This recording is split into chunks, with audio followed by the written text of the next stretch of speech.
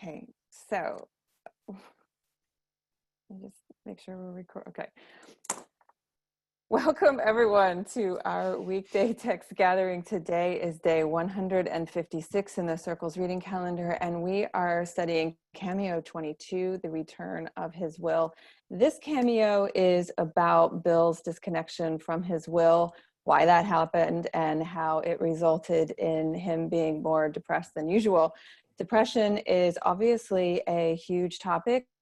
I'm amazed that every time I go to the doctor, no matter what I am going in for, they have mandatory depression question screenings, which tells you how serious this is and what depression is doing to us. But I will bet that no doctor, no counselor, or no therapist gives the cause for depression that is even remotely similar to what Jesus says in this cameo. So much to think about today, as always.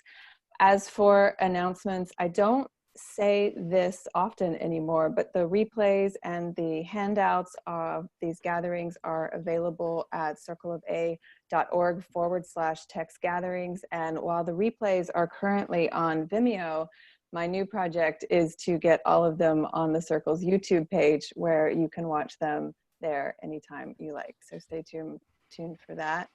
And thanks to all of you who took the time to respond to my call for volunteers in the Vision article that I wrote for A Better Way and the accompanying video. I am slowly making my way through a pile of emails. So if you have not heard from me yet, that you will soon. We are incredibly grateful to all of you for being here, and to those of you who want to support the mission of sharing the course with the world. The world desperately needs it, as we can all see. So thank you. As for the prayer today, we have made no decisions about when these text gatherings will come to a close, although life is somewhat springing back to normal, and we've noticed that the numbers of those who join us are slightly lower, and we're starting to wonder if that's because people are going back to work. And so please know that we will always continue with our Course Companions program and our Course Companions classes. Hold on, let me mute here. But what I thought I would do for the prayer is to start to get us into a habit of, I want to teach you a prayer, and it's a prayer that I love, and I know that Robert loves. It's lesson 232, be in my mind, my Father, throughout the day. This is a beautiful prayer that's in perfect iambic pentameter, and for those of you who are unfamiliar with the iambic pentameter in the course, it's the 5 beat da da da da da da da da da, and it's laid out in the CE in iambic pentameter. Be in my mind, my Father, when I wake, and shine on me throughout the day today. Let every minute be a time in which I dwell with you, and let me not forget my hourly thanksgiving that you have. So you can kind of get the cadence of it. But what I'd like to do from now until the end of our text gatherings is to do this prayer, so that we can come to a place where we start to memorize it together, and that you have it always. So this is what we're going to do from now on. So for those who have your CE and would like to, hopefully your CE is in better shape than mine. Yeah, don't show it. Robert loves it when I show the spine on my book. But what I'd like us to do from now on is to gather and say this prayer together. So you're welcome to listen, to speak, and join with me. So lesson 232, be in mind, my Father, throughout the day. And what's beautiful, sorry, just before we get started, what's beautiful about this prayer is that it lays out the whole day for you. And it shows you how. Everybody asks, how do I practice the course? Well, this shows you. Be in my mind, my Father, throughout the day. Be in my mind, my Father, when I wake, and shine on me throughout today. Let every minute be a time in which I dwell with you, and let me not forget my hourly thanksgiving that you have remained with me and always will be there to hear my call to you and answer me. As evening comes, let all my thoughts be still of you and of your love. And let me sleep, sure of my safety, certain of your care, and happily aware that I am your son. I hope we can all memorize this together and use it when you wake in the morning as just a welcome to the day and a big here I am, Lord. So we will be doing this as long as we remain together for these text gatherings. Over to you, Robert. Okay. Oh. Oh, yep. I know. God. It's okay. Okay.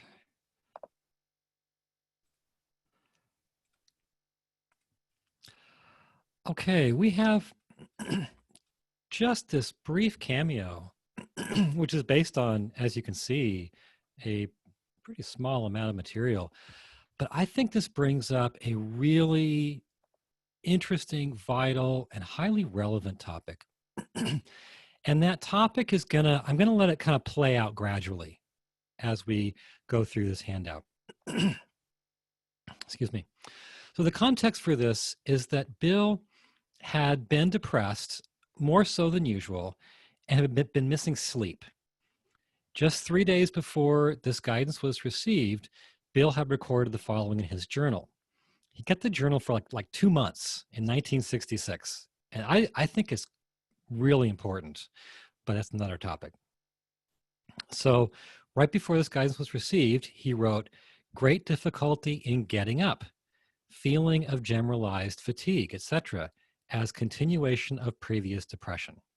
He also said, at around the same time, "I did not sleep particularly soundly during the night, a vague awareness from time to time that a great deal of unconscious material was being stirred up." Isn't that interesting? And that pertains directly to the guidance that we'll look at now. So here's the message that Helen received for Bill. He is in a very deep sleep and much more resistant to awaking than you are. The major problem with him is that his is a passive resistance, which implies a giving over of his will. This always induces a state of resignation and therefore depression. Tell him that no one can resign from the sonship, since membership is not optional. What a great line. He has been looking for someone to take his will away because he thought it was the cause of his trouble.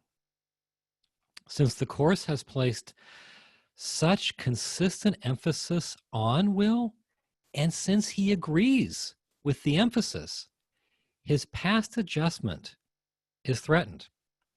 That is why he could not sleep. His past came to haunt him because he is giving up the belief in ghosts. Tell him again not to be afraid of ghosts and remind him that he has no past. The return of his will is what he wants. No one can accept it but himself. There aren't a lot of words here, but it took me quite a while to realize that there's like a single picture. And the more you read it and think about it, the more that picture comes into view. And I want to try to draw that picture out for us now. And after I do that, I want to talk about the relevance it has for us, which I think is immense. Okay, I'm trying to put this into a timeline, which is it's not ordered that way in the actual guidance. So Bill believes that his will in the past was the source of his trouble. He believes it did bad things. Now, Jesus doesn't say that, but that's implied. Think about it. If you think your will is the source of your trouble, just think about the connotations of that. And if someone tells you that in connection with your will, the past and its ghosts have come back to haunt you, And that's got to do with your will, not with something from outside of you. Well, if we're talking, all of that makes clear that Bill thinks that in the past, his will had done things that he regrets, things that could come back to haunt him, like troubling ghosts, things that made him want to get rid of his will. Okay, it all kind of makes sense if you put the pieces together. So as a result, he tried to give over his will. He wanted someone to take it away. Now, this is there's a lot of material in the original dictation about Bill's particular personality, which was obviously very different from Helen's personality. Okay, Helen's personality, at one point, Jesus talked about her having an almost superhuman will. And if you ever read, well, I don't think it's not in the autobiography that the FIP publishes. It's in the original longer version that she wrote. She was much more like okay with showing herself, warts and all. And, she got into this fitness kick when she was an overweight teen that was so driven that she landed herself in the hospital. So she had an incredibly strong will. And the problem was not that she had the will, it was that she would use it for her ego and she would use it for God and then go back to using it for her ego, and she flip-flop back and forth. Bill is portrayed as somebody whose problem is very different. It's like he has no will. So Helen, Jesus says at one point, pours energy into conflicting goals, whereas Bill, it's like he has no goals at all. So it's a different problem. And this is the story, you could say, of that problem. He decided at some point he just didn't like his will. It just did bad things, and he wanted to get rid of it. And now it's like he has no will. This entails a passive resistance to waking, spiritual awakening. He feels a sense of resignation that he has no power to wake up and isn't even part of the sonship.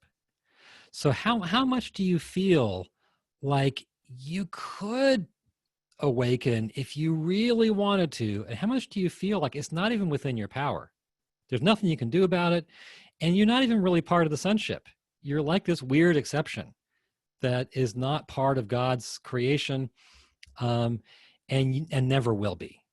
That's what he's saying is how Bill felt, which is depressing, right?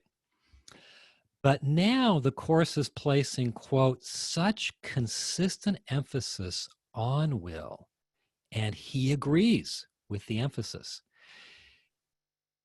Would you have thought to yourself that A Course in Miracles places such consistent emphasis on will? Probably not. I don't think that's a lot of the feeling, a lot of the tone that is around the Course. And I'll say more about that, okay?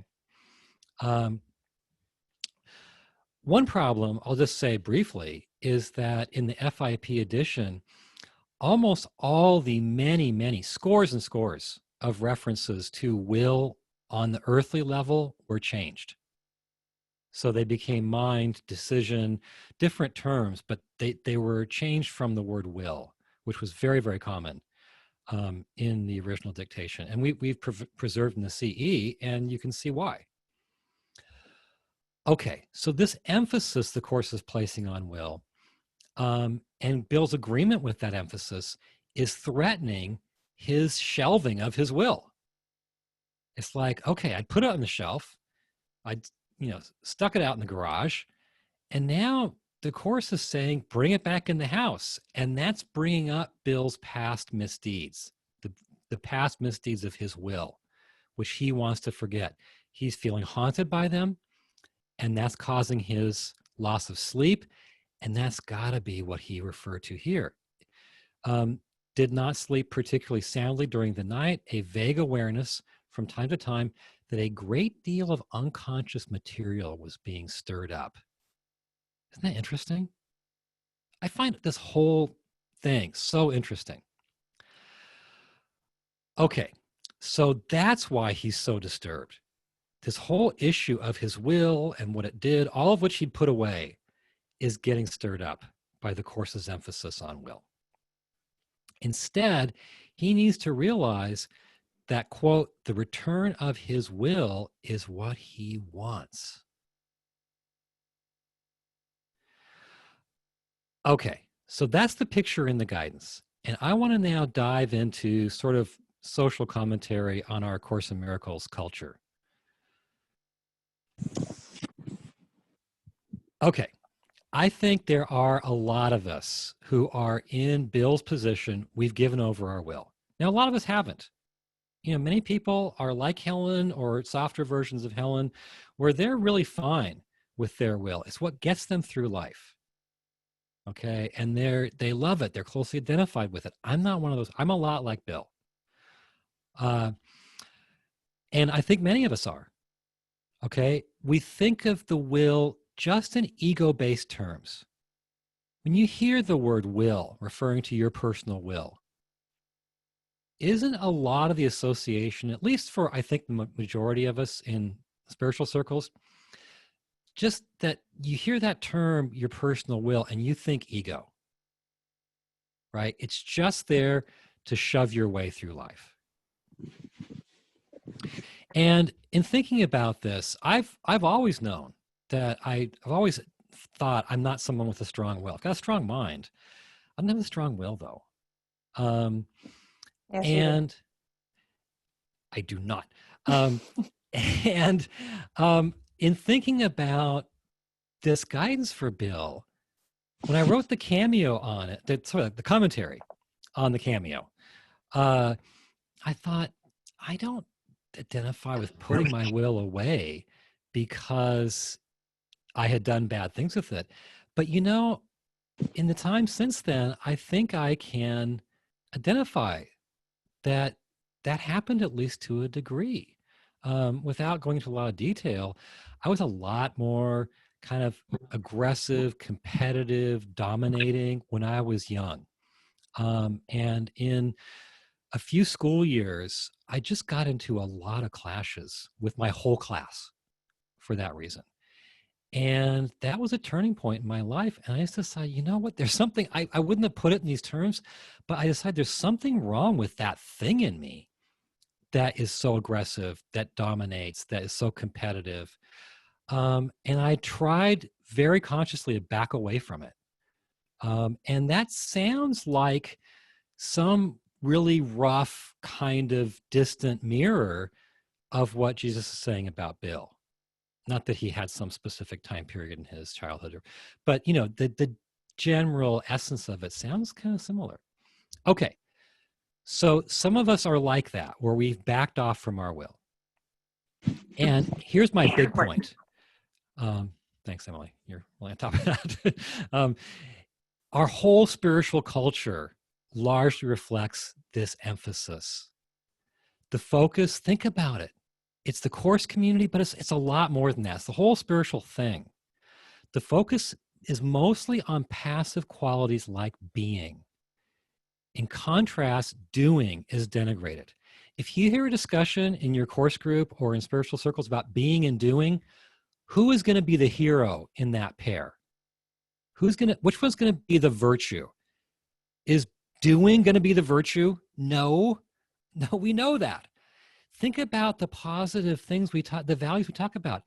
Detach, let go, surrender, abide in presence. I need do nothing. I need do nothing. I know it's straight out of the Course, and I love that section. We can talk about that. But there's a whole feeling here, there's a value system that is anti-will in spiritual circles and in Course circles. And that's not the emphasis of the Course itself. So I think that, like Bill, many, if not most, if not to some degree, all of us need to reclaim our will. It has a positive role. It has an essential role. So much of what the Course sees as getting us home is our will in different forms. Think about, the course's emphasis on decision, or the emphasis on conviction, or the emphasis on, I've got a list down here in art practice, Vigilance. vigilance, on goals. The course wants us to take that kind of supercharged approach to goal setting and goal pursuit that you might see, with motivational speakers, and not dump it, but just transfer it right over into our spiritual journey and apply it to the goals the course wants us to have and to pursue. So there is so much will in the course, but it's not that ego-based will that we associate with will, right? It's not, I'm going to punch my way and shove my way and bully my way through life and run you over if you don't get out of my way and leave you behind if you're not on board. And, it's not the associations we have with will, which are ego-based. It's a holy version of will. Doesn't that even sound kind of strange to say? A holy version of will? So we need to reclaim our will. And in the process, we need to realize that the things that haunt us from the past, the misdeeds of our will, are just unreal ghosts. And we have no past. So if we're scared to reclaim our will because of the ego-based uses of the will that we had in the past, we can realize that's in the past, it's gone, we have no past, and we can stride forward into the positive use of will. Okay, so let's talk about this some. What an interesting topic, isn't it? Yeah, this material is truly interesting. And in your commentary, you asked something similar to what you talked about today, whether we identify as the Helen who has the really strong will or the Bill who demurs. And the Course is celebrating neither. The Course is celebrating unequivocal conviction that truth is true and nothing else exists. And so I get that. That's an easy concept to understand. But how do you balance it with teachings that encourage, like surrender-based teachings? As you mentioned, I need do nothing. So how does that fit with claiming our will?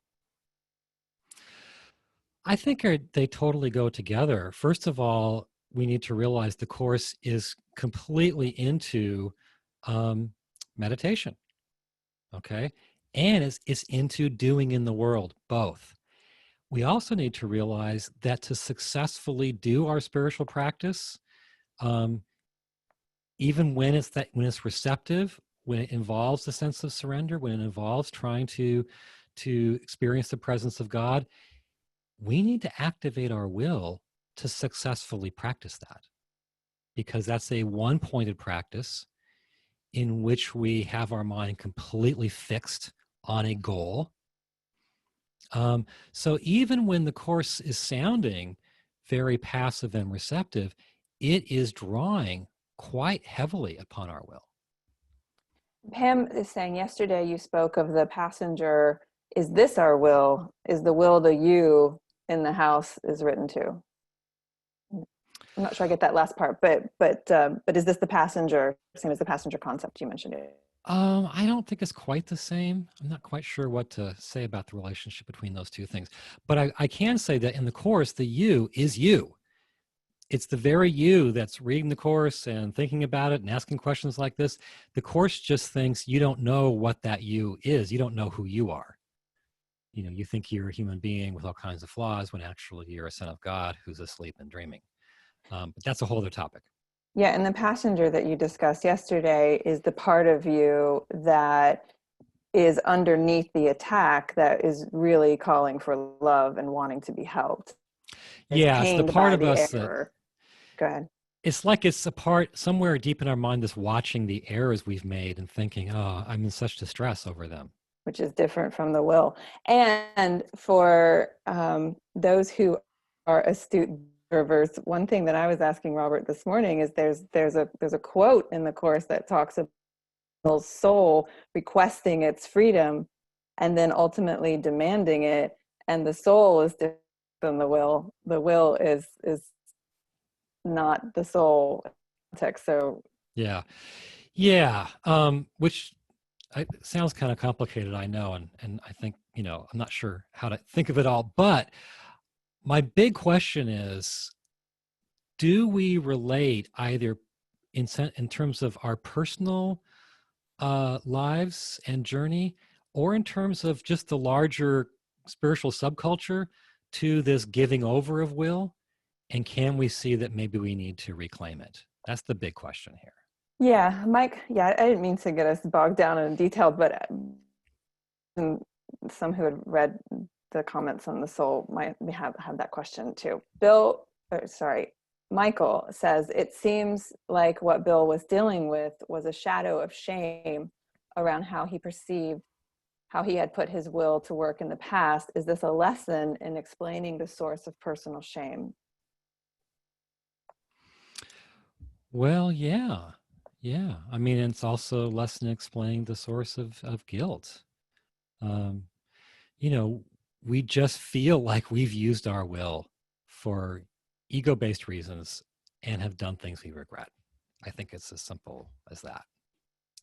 Lynn is saying we're very used to saying phrases such as "I will do this" or "I will do that," although we are not used to using will as an implementer, particularly when coupled with the word "to," which changes everything to a hugely strong living declaration, such as "I will to live a course in miracles." Yeah, that reminds me of Yeah. Helen's "Tell me what to do, Lord, only that I will to do." Yeah. Yeah. I think she was saying a prayer about helping Bill, and she said, you know, I leave the helping of him in your hands if you will tell me what to do. And she'd intended to say, I will do it, but she wrote down, I will to do it, Just which is so much so much stronger. stronger. Yeah. Yeah. And Kathy says, wondering if part of Bill's guilt and shame was over sex. Bill was homosexual. We don't know if he had any guilt or shame over that. I imagine he didn't. He had partners, and there's no indication that he was ever They just don't that. say anything. Yeah. Yeah, Yeah. But we don't anyway, know. I'm hoping people can see that we are like, we're all marinating in this spiritual subculture in which will is looked at with suspicion. Right? Yeah. It's all about being, letting go, you know, all doing nothing, you know, it's all about that. And yet the course, I mean, Jesus is telling Bill, you got to reclaim your will. Okay, Jenny says, I feel you trying to pull us back to the main point here. And you say you don't have a strong will. Jenny says, how do we strengthen our will? Well, I don't know. I mean, you're asking the wrong guy, really. I think that, I mean, you should answer. You should answer that. You strengthen it through the practices in the course that are throughout and based on conviction. I mean, the course is so clear. Be vigilant only for God and his kingdom. Truth is truth and nothing else is real. And nothing real can be threatened. Nothing unreal exists. Like, it's telling us to live with conviction. And if you marinate in the course every day, if you do your practice hourly as it asks you to do, there is no way that you cannot emerge without that conviction, especially as you see the effect of it, the tangible effect of it in your life. And that's what strengthens your will, because you can look around and see the ways you've changed, see how your external circumstances have changed, and then you say, this is true. And then you become even more convicted. Okay, that sounds good. And I'll just, in addition to that, I'll share what's been on my mind today.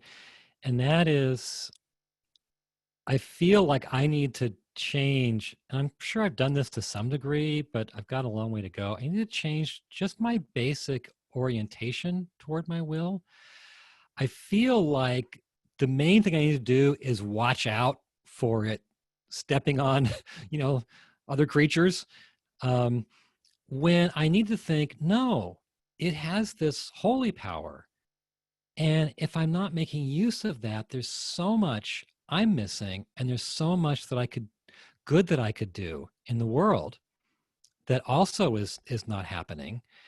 And so rather than thinking it mostly in terms of watching out for its fangs, I need to think of it in terms of this is in truth a holy thing that can be used for pure purposes.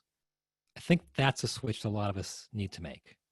Yeah, and that echoes what Shabazz, I'm sorry, I don't know how to pronounce your name, but it says, so often I need do nothing is used by my mighty companions to excuse themselves from action. Yes. Yeah. Yes. And the section itself, if you read the section itself carefully, it's not like that at all. Okay.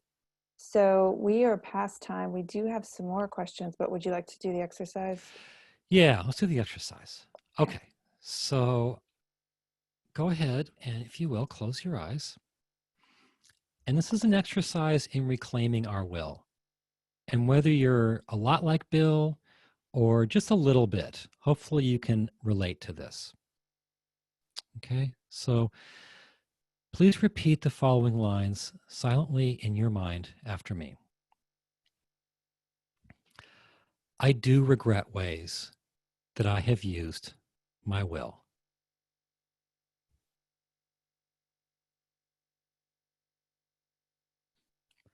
But there is a purely positive use of it.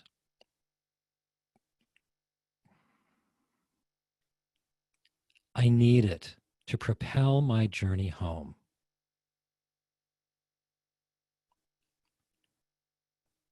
I need it to set the goal of awakening.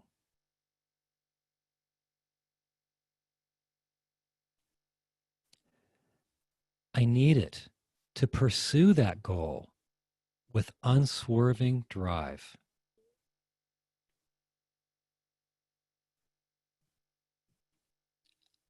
I need to claim the power of conviction.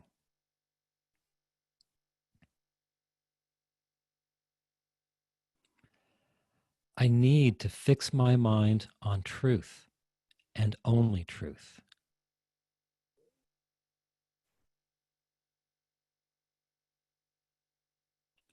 I need to exercise the power of decision.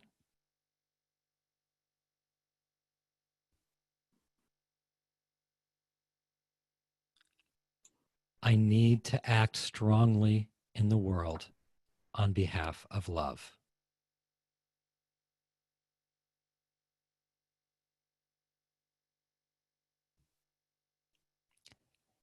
And I am not afraid of the ghosts of my will's past misdeeds.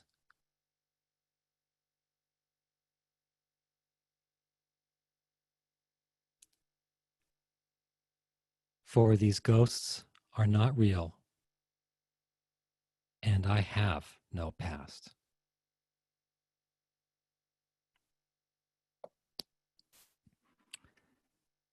Just spend a moment trying to make friends with your will, trying to see it in a positive light, trying to let it return.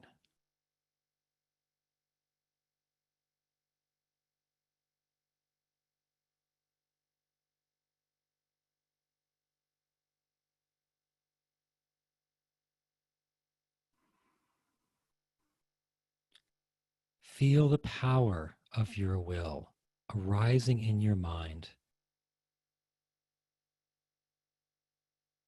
in readiness to serve you on your journey home.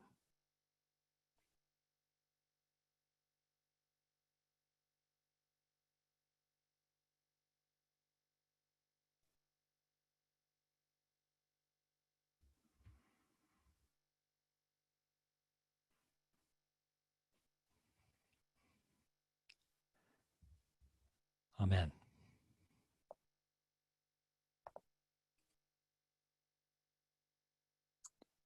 That's beautiful, Robert. A couple of questions in the chat remain. One is from John. Yeah. Says, I say the atonement prayer daily and wonder if asking to join with Jesus's will is reclaiming. Well, that prayer was given to Bill, and you can see attempts in it to counteract some of Bill's tendencies. Like I accept the atonement with conviction. So my answer is, yeah, I think you're really seeing inside the real intent of that prayer, which, like I say, was directed at Bill for some of these very reasons. And Jane is saying she's been a therapist for 40 years and has so many clients who had been told to pull yourself up by the bootstraps, and just seeing that this didn't work. And in her view, it didn't work because they didn't have a relationship with God, Jesus, and the Holy Spirit. And when they had a foundation, they improved incredibly by reclaiming their own will. It was an incredible amount of work for them, but my heart feels for them even this day. I think that's true. You know, this is the foundation that allows you to rebuild. And I think what happened is that there was such a focus on doing. We realized something was wrong with that, and there was ego in that. But you can swing to the other end of the spectrum, and there needs to be, I think, a return to some middle where we value being and doing. Yeah. Michael is saying, as I see it, there's a big difference between my independent will and the will I share with God. Can you say anything about the difference between those two things? Yeah, well, ultimately, our will is one with God's. It is God's. We're not in touch with that yet. That's like the top of the mountain. In the meantime, we need to use our personal will in concert with God, not as a competitor, not as a part, but constantly trying to align that will with God's, in the recognition that it's what we really want. It is our will to be one with God. Well, we are past Yeah, we're time, way past but time. Yeah. I do very much like what Jeremy says here in the chat. Let's not confuse our will with our egos, and to Yeah. accept that we can use our will to walk with God in perfect holiness. So that is the right use of will, and we can do that with conviction. Today's lesson. Is there anything else that you want to say before we close? I think I've said it, but it's nice to see people connecting with this. This is a really great message. I think it's very needed. Yeah. Once again, what feels like an entirely new message, and yet it fits into the whole at the same time. Yeah. Constantly amazed with that at the course. So I will unmute us all and we can say goodbye, and we look forward to seeing you tomorrow. Bye. Bye. Good night. Bye.